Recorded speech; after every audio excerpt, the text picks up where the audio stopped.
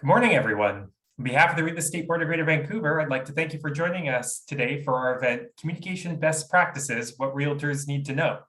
I'm Mark Muldown, Senior Writer and Communications Strategist at your board.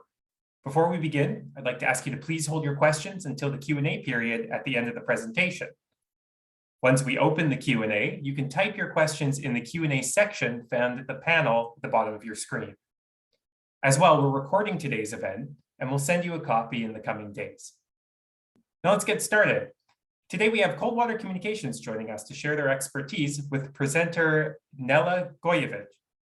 Nela is a multifaceted communications professional and project manager specializing in communication strategy, public relations, public education, stakeholder engagement, and partnerships. As a former real estate professional in the Toronto's cutthroat housing market, Nela carries a wealth of industry-specific knowledge. Her experience as part of a competitive real estate team, coupled with her expertise in communication, enables Nela to offer her clients invaluable perspectives on how communication can be leveraged to support real estate business goals. Currently, Nela lends her expertise to the federal and public sector as consultant with Canada's Free Agent Program, and to the private and nonprofit sectors as senior PR consultant for Coldwater Communications. Welcome, Nela.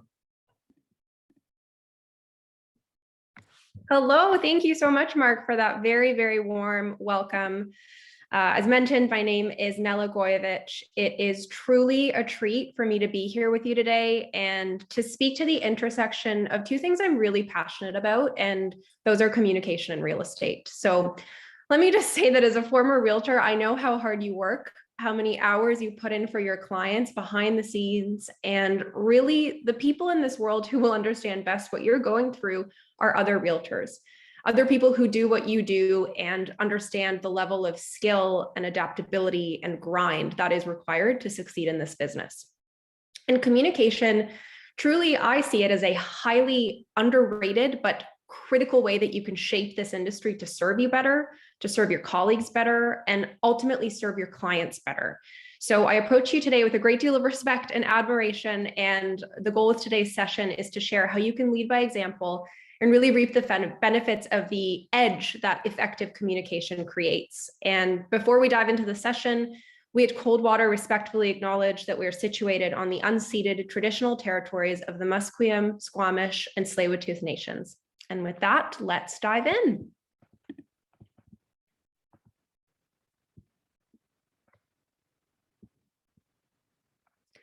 So why is communication key in today's market? Well, first of all, communication has unlimited potential. It sounds a lot like working in real estate, right? Unlimited potential. It may sound simple, but communication truly has that potential to make all the difference in a realtor's work and career, and it can truly make it or break it. Ineffective communication can cause frustration, confusion, wasted effort, and unfortunately missed opportunity. Everyone here understands how busy the first quarter of 2022 has been. And for that matter, really how busy the last 7 to 6 years have been since the foreign buyers tax came into play, or the last couple of years with low interest rates. Realtors have been hard at work. The Greater Vancouver area has benefited from this uptrend, but recently we've seen unprecedented action, and this has left many realtors unfortunately burned out, overwhelmed, and frustrated. With that, the REBGV has seen a marked uptick in inquiries. In other words, inquiries meaning complaints from agents across BC wanting to know if certain practices are in violation of an agent's fiduciary duties and obligations or in plain breach of the realtor code. So as we look at the top 3 complaints, we see that they are poor communication, late responses, or getting no response at all. So at the core, the common thread here is that there is a visible breakdown of communication between agents, and it's not making anyone's lives easier, but again, it is likely a product of the unprecedented times you're working through. So today, we want to address the communications concerns and challenges. Let's take a breath together, regroup during a hectic time, and really address the communication concerns and challenges of your very demanding profession. And we're doing so because communication is key in today's market. Once we name some of the problems you're facing, I want to give you some tools and reminders on how to better communicate with your industry peers and really leverage communication best practices to enhance your business. So there's my preamble, but let's keep our eye on the prize here. Do you want to know how to have a long and successful real estate career? How to increase customer satisfaction? How to get more referrals? I mean, who doesn't, right? Get more 5-star reviews. So important in our digital age. Reputation is everything. And lastly, how to be a leader in this industry? The answer is to communicate, to do so effectively and use it to your advantage. So let's start with some rudimentary best practices of effective communication in real estate specifically, so that we all have a shared understanding from where we stand. First off, with today's tech, I think it's fair to say that there's no reason to be unresponsive, or in other words, there's really no excuse to be entirely unresponsive to anyone in this industry. Don't be afraid to use one-to-many communications when it's appropriate. It's not always a comfortable position to be in. I understand that, having to follow up over and over again, whether you're the person trying to gain information or disseminate it. But remember that you're likely already using this style of repeated communication on platforms like Facebook, Instagram, and through your email marketing. So there's no need to shy away from multiple respectful communications when it's needed. Create systems to communicate with other realtors. This is a big one. I'll share a tip about what those systems could look like for you, but really the idea here is to work smarter and not harder, because once you have a system in place, it makes it so much easier to respond to people. And lastly, the more you repeat these systems, it becomes integrated into your day-to-day work and really ensures the smooth operation of your business and ultimately helps to streamline your work. So with that said, let's go through some tips. So one way you can start to build a system, as mentioned in the previous slide, is by outlining a course of action and creating anticipated timelines for your points of communication. Now, this topic alone truly merits its own session, but I will outline a basic example. So say you're representing sellers, beautiful loft in Gastown, you know there's going to be a lot of action on it, so you decide to set an offer date rather than taking offers at any time. Your first point of communication can be to provide information about the offer time and date to any realtors who've shown interest on the property, realtors who've come through the open house, people who've contacted you directly, etc. I know that for some of you, your brokerages may take care of this step, but it's really important to recognize that this is a key communication touch point that benefits both you and your client. A second point of communication might be once you've received and reviewed the offers for your client. So, maybe there's 2 or 3 offers on the table that you'd like to discuss further, but there are another 5 that you've decided not to move forward with.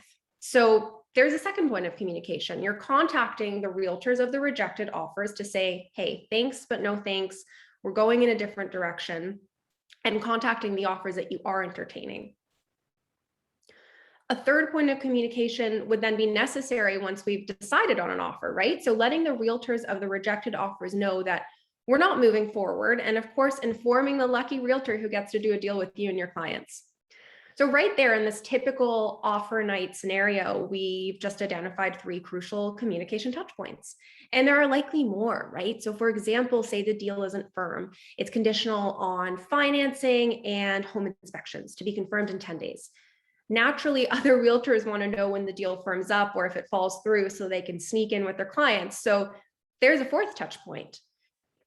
Another great way to also build rapport with agents who partook in your offer night is by following up with a sold price once the deal is firm. So there's yet another communications touch point. So really building the system where you can anticipate when you need to communicate with other realtors. And I know that might seem like a lot, and that's why creating a templated system and a course of action for yourself makes this so much easier.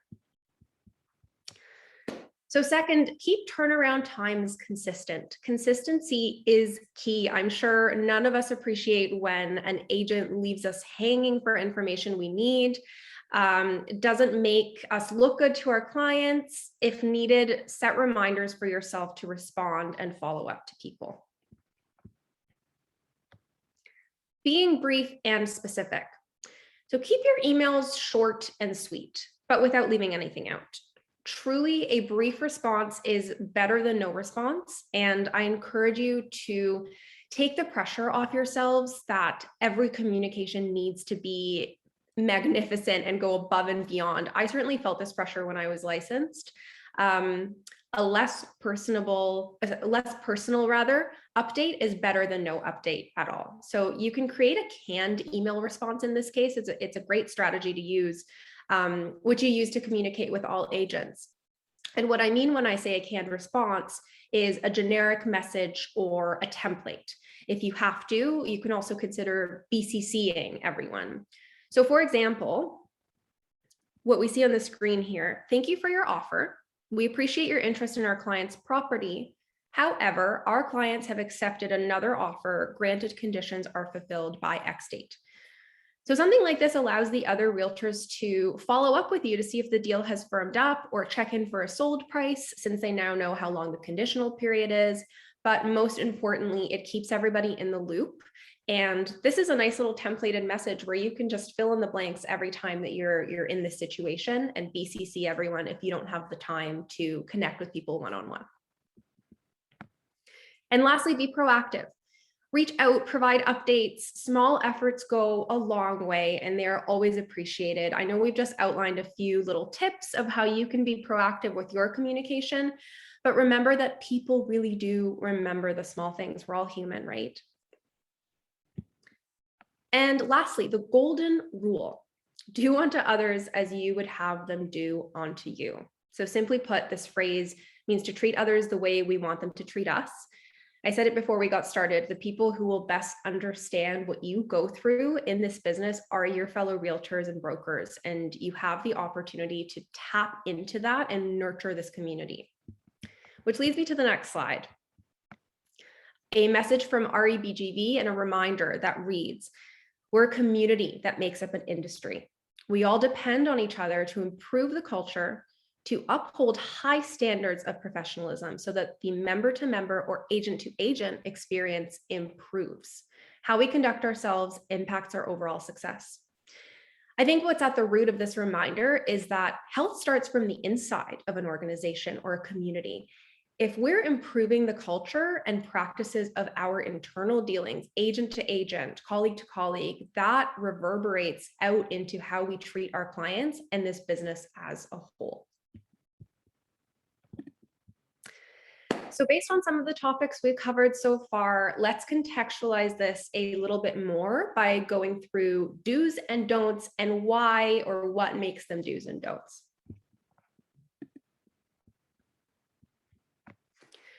So do prioritize time to respond to all offers. This stays true if you have 2 offers or 20 offers. If the offer was in line with market value or totally off with market value, it doesn't matter. They're all equally merit your respect and a response. And we know how much work goes into putting in an offer, right? So you might be thinking, okay, this is all fine in theory, but why should I bother? Well, unlike other marketing efforts, communication is essentially free. And this goes a long way in terms of your reputation, word of mouth, and repeat business, which of course is a big part of having a sustainable business. The other piece here is that realtors know to provide communication to their clients at every significant step.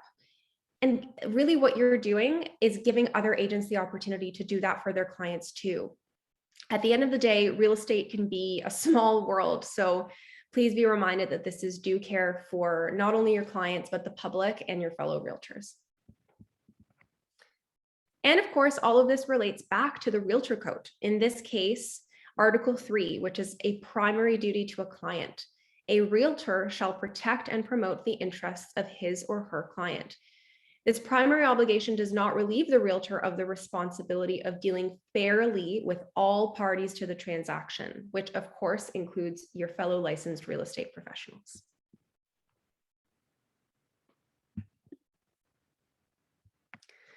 Another do respond in a reasonable and timely manner. Why? Well, there have been a lot of concerns from realtors in this area. After offers are presented to the selling agent, some buying agents have been left hanging, keeping their buyers in the dark.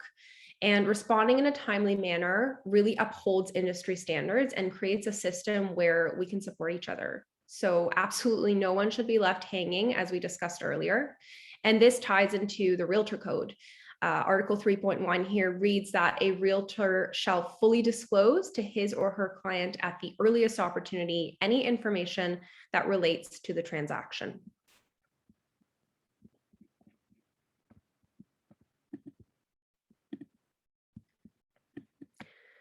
Do respect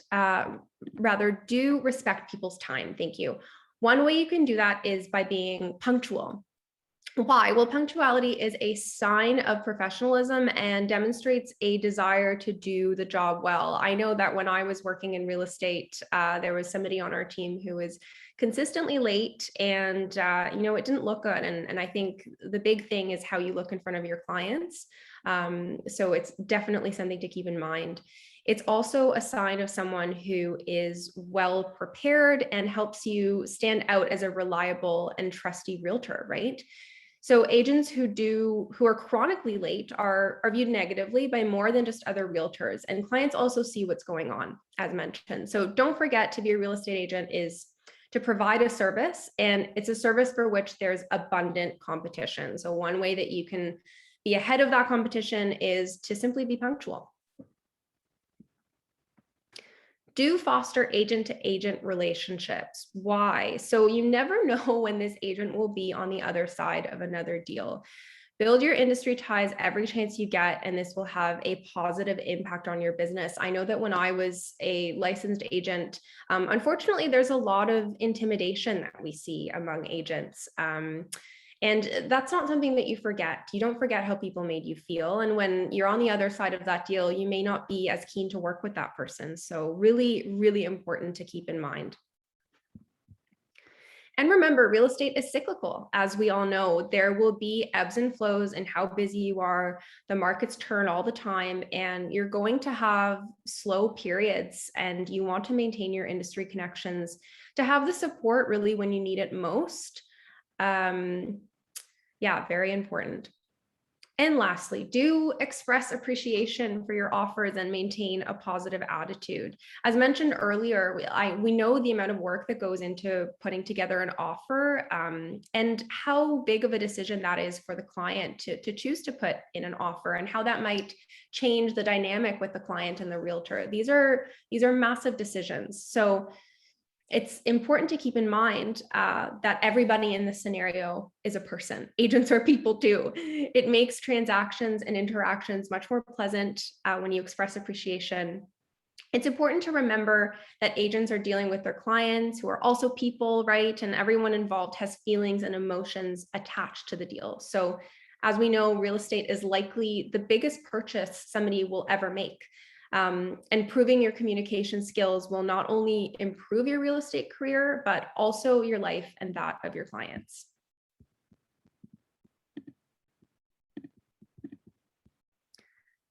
So as promised, there are two sides to this. So we've talked about the do's. Let's now talk about the don'ts. Don't ignore offers and agents. Why? Well, negative feelings have strong arms. People remember how you made them feel. Everyone in the transaction who has been ignored or dismissed will remember that. And if someone associates something negative with your practices, they'll less likely want to work with you in the future. I think another place where this is really important is when we're doing exclusive deals, right? A lot of the time, those deals rely on a strong network and really creating a positive experience that people want to work with you and do an exclusive transaction with you. And who are you going to reach out to if you come to that opportunity? So really nurture that network. Don't be a jerk. Shocker. I know, it's plain and simple. I know real estate can be cutthroat at times, but let's not normalize intimidation and rude behavior, right? I think that a lot of the time, realtors are sharks, and they're really doing everything they can to make a difference for their clients and getting the deal and getting the calls down the pipeline and whatnot. But there's no reason to normalize rude behavior. There are better ways to get business. So let's hope it's self-explanatory that successful real estate professionals are those who make others feel good about them. So be courteous and responsive to your industry peers. There's a lot of inquiries, in other words, complaints and concerns over lack of decorum. So terse replies or testy text messages exchanges. I actually have a personal story where I acquired a client because their old client, to quote, was not very fun. So, it really comes down to, of course, meshing with your clients. But if somebody's looking for a positive experience and they're not getting that from their realtor, there isn't a very good, there's a good chance that they may lose that client as well, right? So think of it in both ways in terms of improving your client relationships as well as your network and bolstering that network with your realtors. And the reminder here, Article 21, conduct unbecoming. So shall not engage in conduct that is disgraceful, unprofessional, or unbecoming of a realtor. I love that language, unbecoming.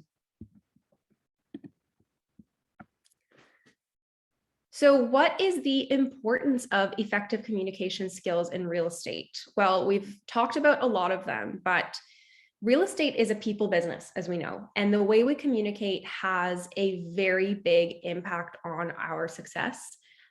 Treating everyone with respect and mastering communication skills that help you build a rapport with people is of utmost importance.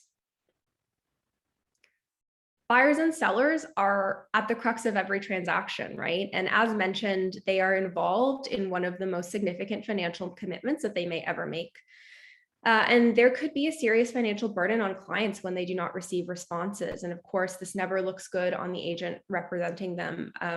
I've been in situations like this where, because I didn't hear back on an offer, my clients had their cash tied up in a deposit for a different property. And unfortunately, that meant that we missed out on a different property because, as you know, it takes time to get the check lined up, to get your deposit ready. So yeah, it's sometimes you really do have to pick and choose where you're going to put your eggs in what basket, and it's not fair because for a lot of people, that's a lot of money, right? I think it's a lot of money for all of us. So at the end of the day, you want to create the conditions for people to have the opportunity to get the right properties in this market, and leaving your fellow realtors hanging is not a way to do that.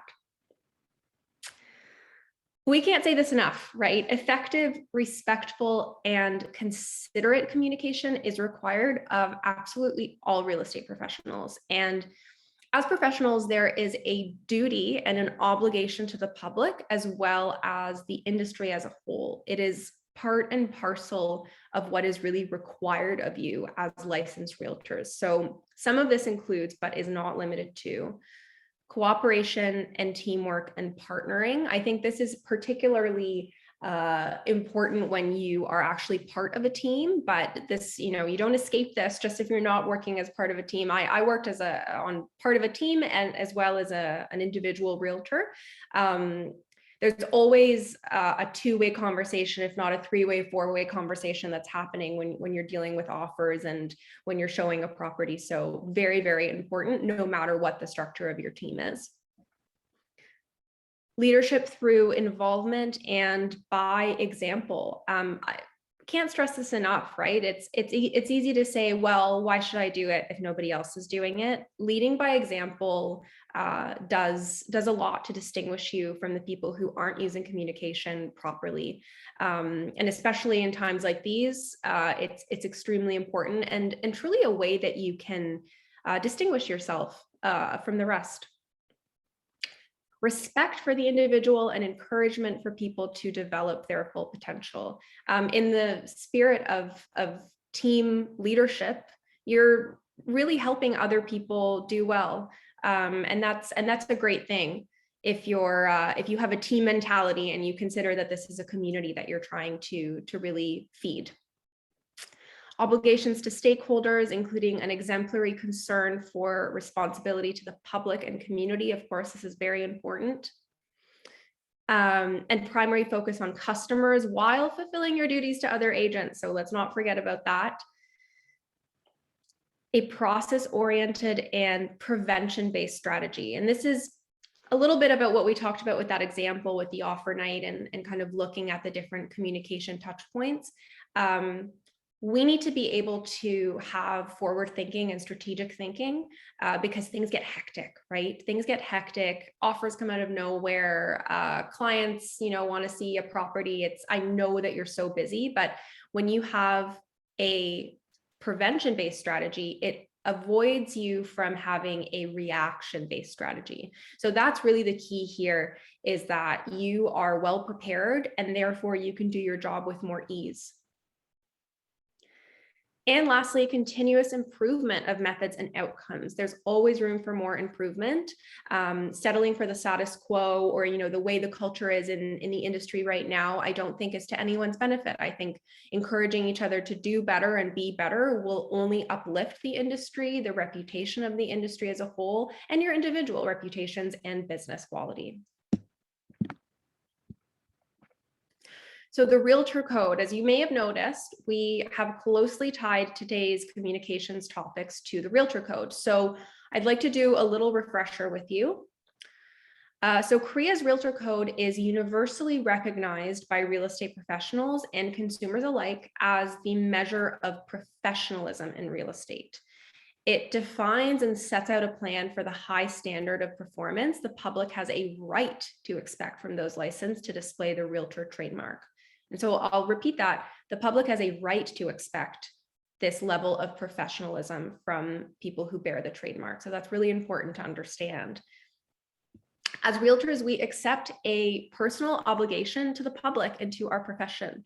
And the Code of Ethics of the Canadian Real Estate Association embodies these obligations. So some of these include that you are committed to professional, competent service. So let's break this down a little bit. Professional can mean a lot of different things. Punctuality certainly is one thing that we talked about. Competent service, again, you're dealing with people's life savings in many cases, and really doing your market research and providing a competent service. No matter how many clients you have, this is your responsibility. Absolute honesty and integrity in business dealings. This is very important. Again, you're dealing with people's giant purchases here. And unfortunately, there is a lot of this, at least, when I was licensed, quite a bit of manipulation and perhaps some dishonesty. So it's really important to just take it as a reminder that this is part of your obligations. Utmost civility, of course. Cooperation with and fairness to all. A lot of the time we think that this means to clients, but really what we're getting to with this presentation is this includes other realtors as well. So always keep that in mind.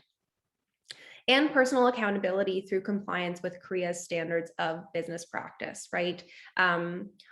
We're a very regulated business. However, it is up to you to have personal accountability and to comply with these standards, because at the end of the day, they are there to help you and to really lift up this industry as a whole. Do we remember the golden rule? I mentioned it earlier. I'll give you a second. Do unto others as you would have them do unto you. I'd love to say that I came up with this, but it is literally written into the Realtor Code. To meet your obligations, realtors have pledged to observe the spirit of the code in all of their activities and conduct their business, whether personally or through employees, associates, or others, in accordance with the standards of business practice and the golden rule. So it is literally the golden rule.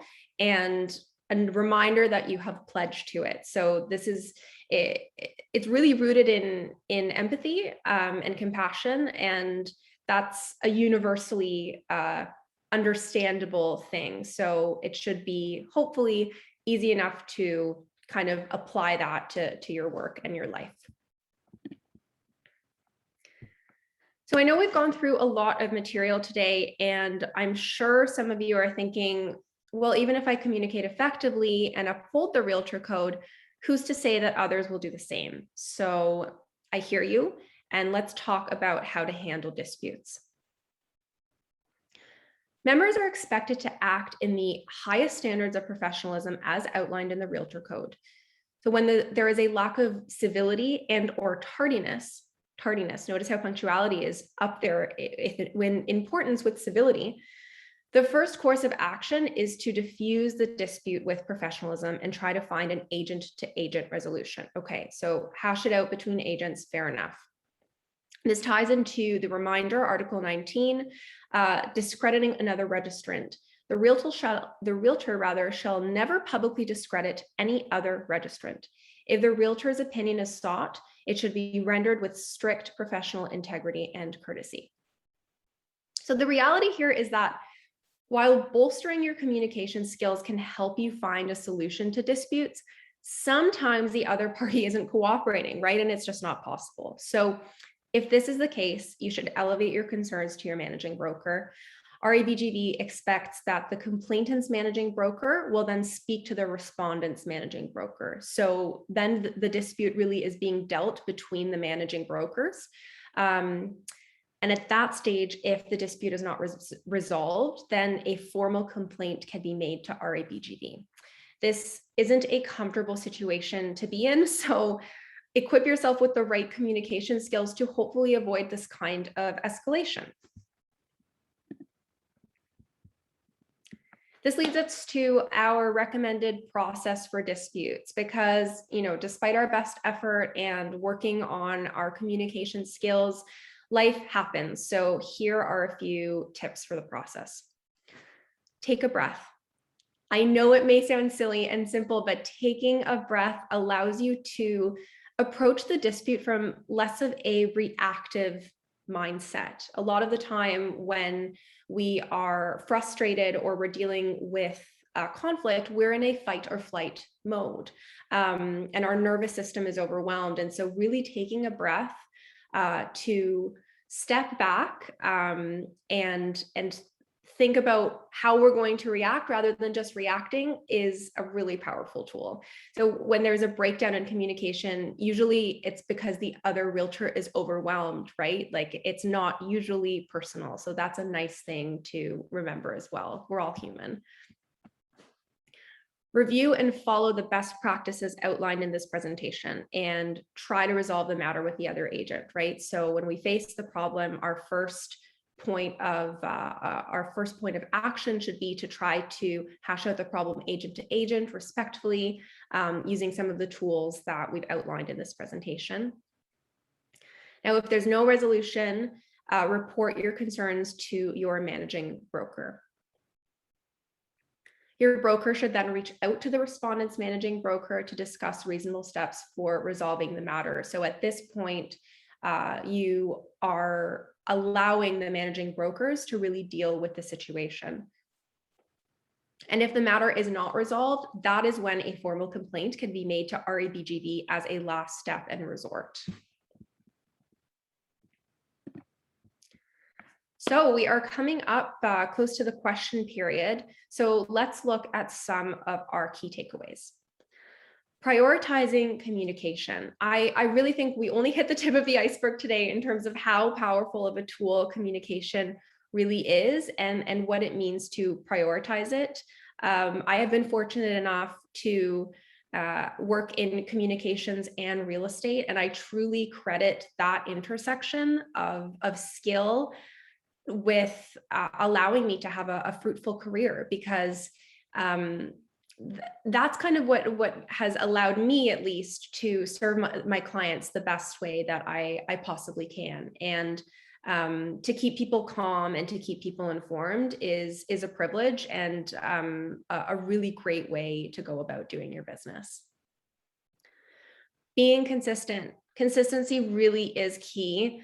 Whether that's with your clients, whether that's with your, brokerage, your managing broker, your team, your fellow realtors, it is key to building trust, right? Consistency leads to trust, and ultimately trust affects your reputation. So that's why consistency is so incredibly important. And I know that we're burnt out, that it's been a tough go, particularly in the pandemic that we're living through and everything that we've been through kind of as a collective. But lean into that and really use this as a time to build your reputation and build trust with other people, because there is a common experience there among all of us, and certainly among people in your industry. Support your peers and community.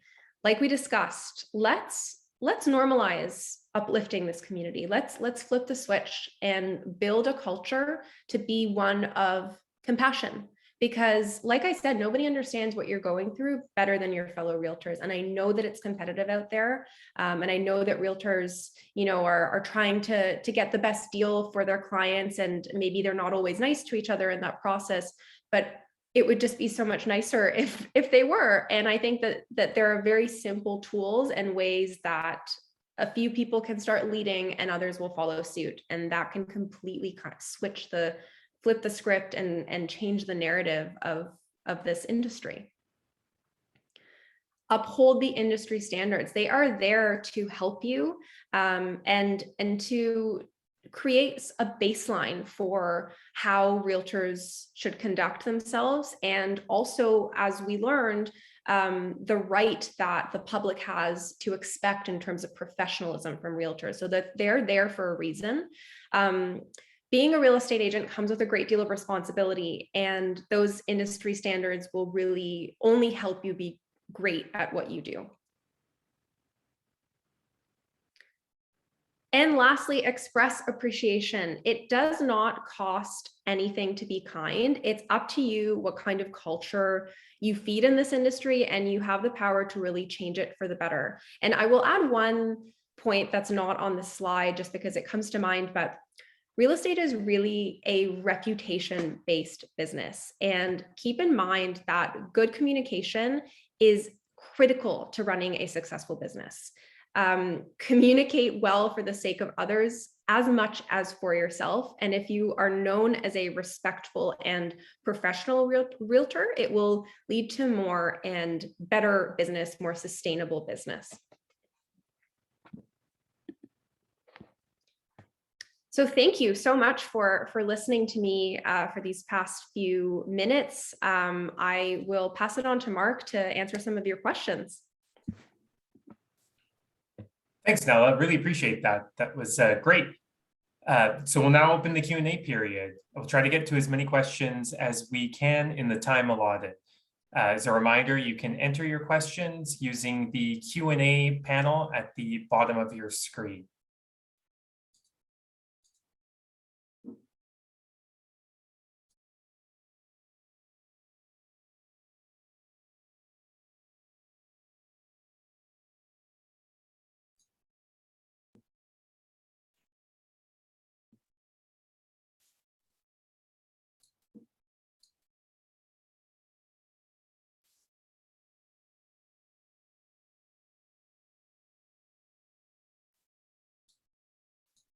Here we go. We have just a comment from Greg Paul, is just thanking us for bringing up the elephant in the room. Poor communication and interrelationships between peers can be an issue. So just a thank you from one of our members here.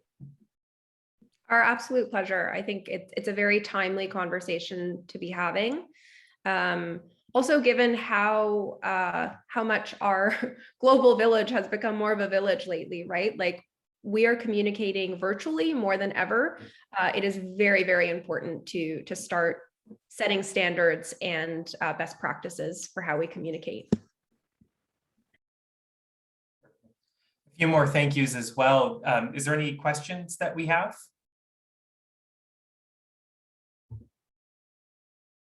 Okay, I have a question here from Ellen Tian. In light of COVID, do you have any advice for virtual versus in-person communication? Thank you for the question.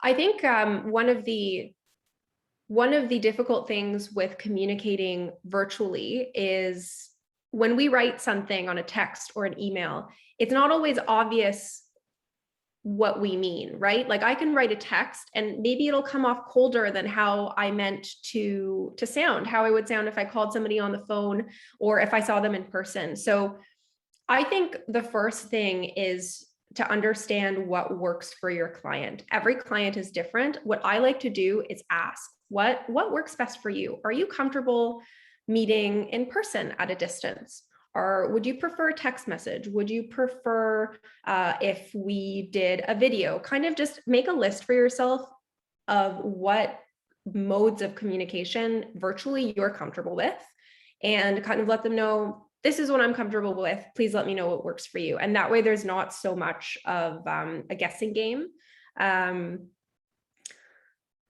I think the other thing to consider is because we have technology at our fingertips, the expectation during COVID that you should respond quickly and that you should respond immediately may have been heightened. In fact, I think it's certainly heightened, which puts a lot of pressure on realtors, right? You're responding quickly anyway, right? And it's such a time-sensitive business a lot of the time. So canned responses can really help in this case. Like we mentioned earlier, having a template here and there where, a client's reaching out, but you're with another client, you can't help them. You've got a copy paste on your phone that says, I apologize, I'm with another client. I will call you back as soon as I can. Things like that so that you can streamline. And like I say, this would merit a whole other kind of session to talk about communication touch points, but that's a couple ways that I might foresee that COVID would affect communication and a few ways you can deal with it. I hope that answered the question. Let me know if I can clarify anything. Thanks, Nella. Question here from Anthony Prakash. Any advice on communicating multiple offer situations when there are 3 or 4 competing offers, which are all close to each other?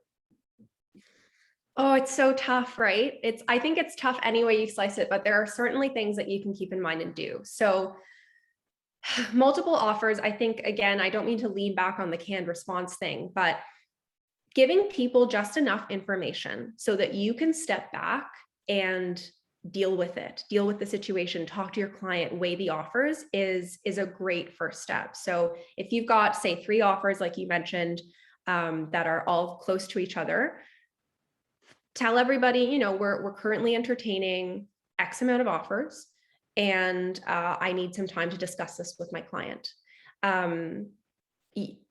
You've told them that you're entertaining it, that you are looking into it, and that you will also get back to them, right, as soon as you can. If you can provide them a little bit of a time frame, so say we'll get back to you in the next 30 minutes, 1 hour, whatever it is, and that's broad enough that you're creating space between those other people and you and your clients. I know the feeling of trying to protect, that kind of bubble with the client, right? And being able to have the space to discuss, but the important thing is to inform the other people. So that would be as a first step. If you're able to, it depends on what your strategy is from there. Do you go back and say, okay, we want best and final offer, we let everybody put in a second number?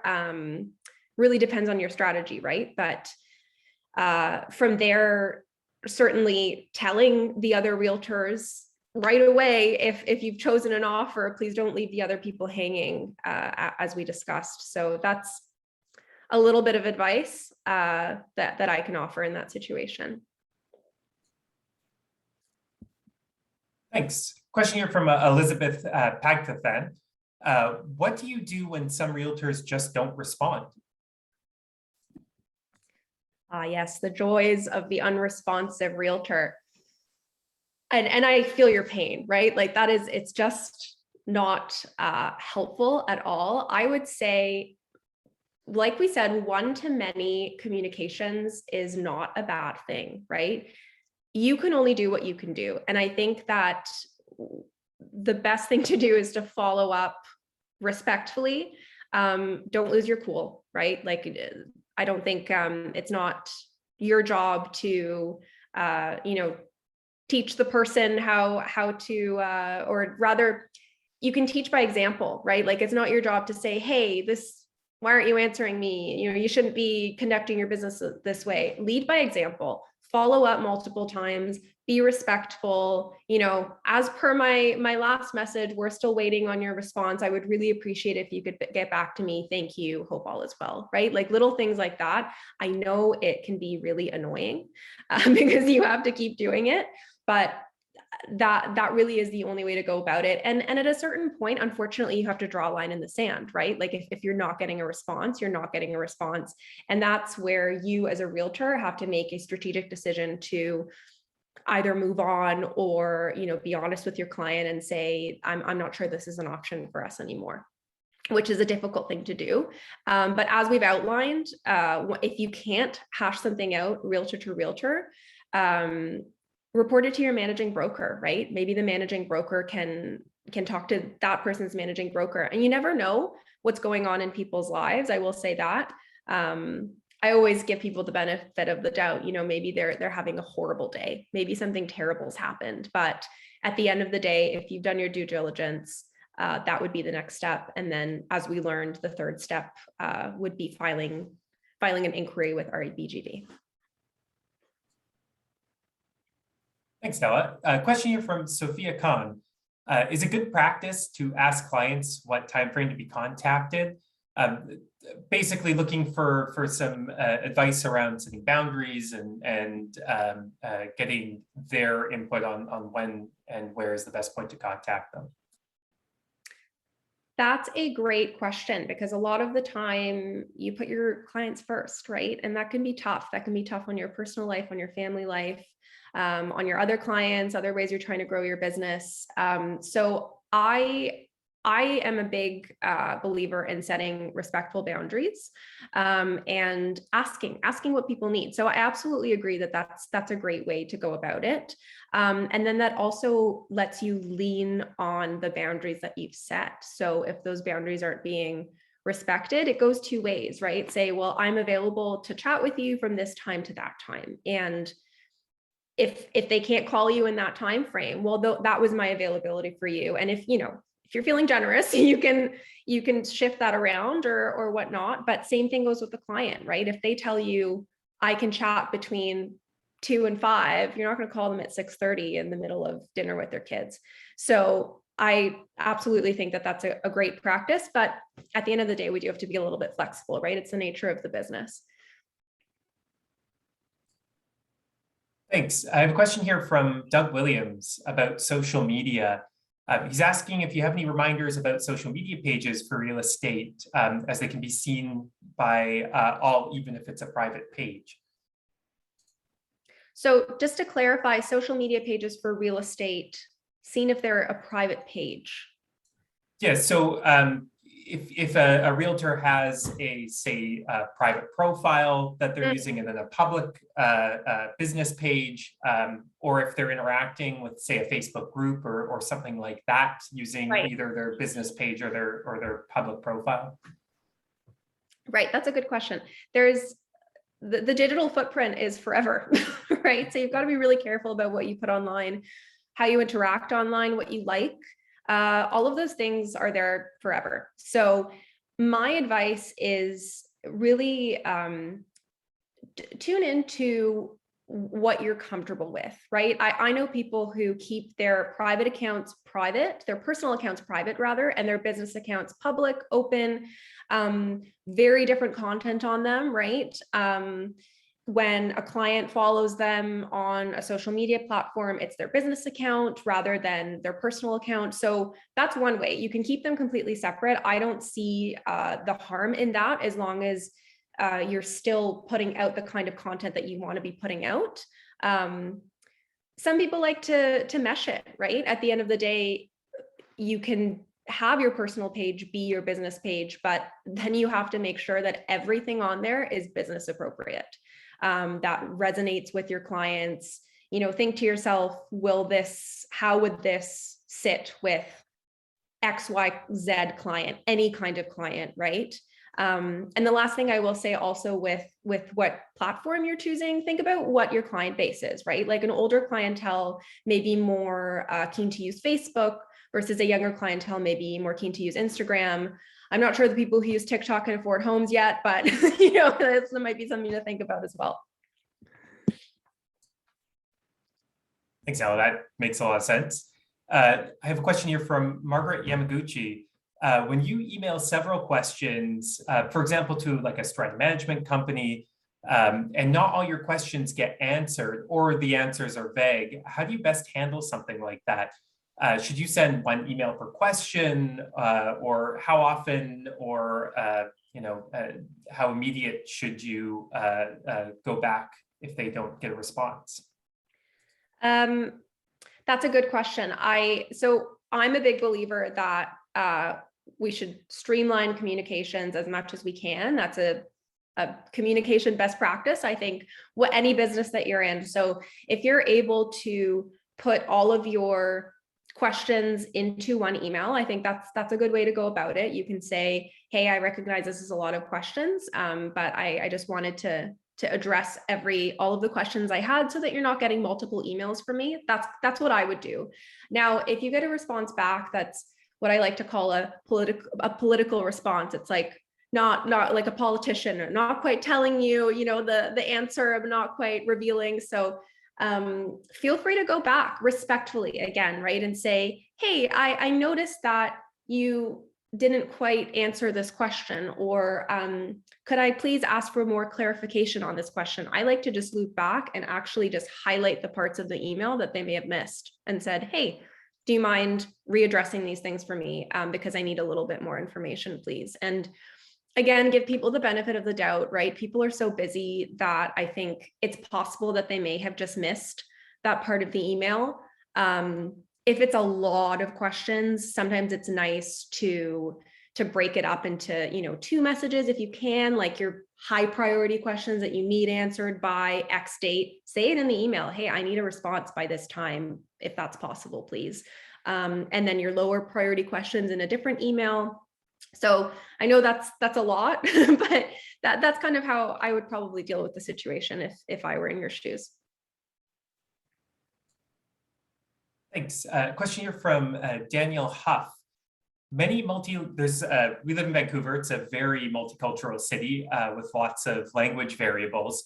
How do you best address this tactfully so that your communications are clear and meeting your clients' expectations, and that they understand you and you understand them? That's a wonderful question. I'm in Toronto, and I think it may even be more multicultural where I am. So very good question.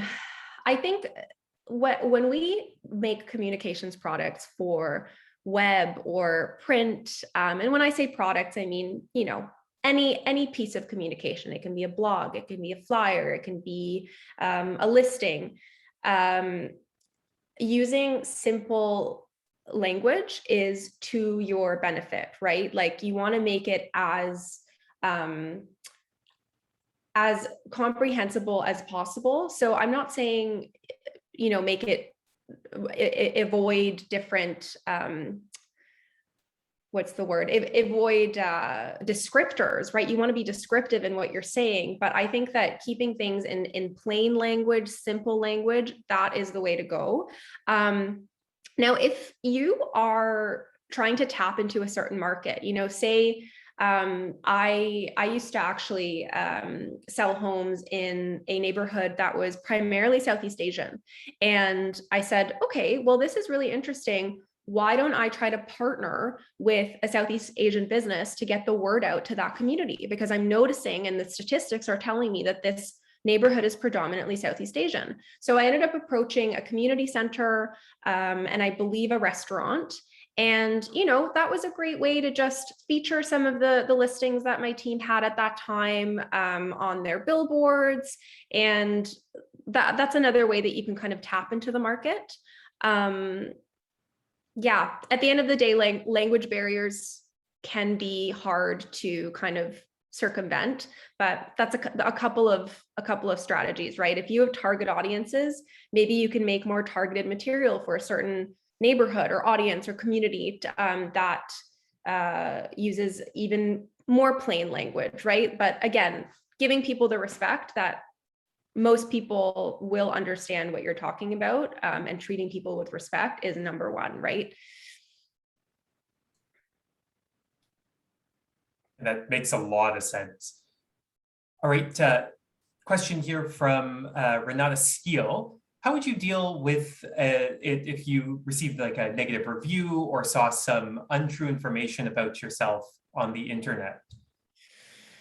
Oh, I'm so sorry if this has happened to you. That's terrible. Well, after a glass of wine and being a little bit upset, I think, see, that's the tough thing. It depends on the platform.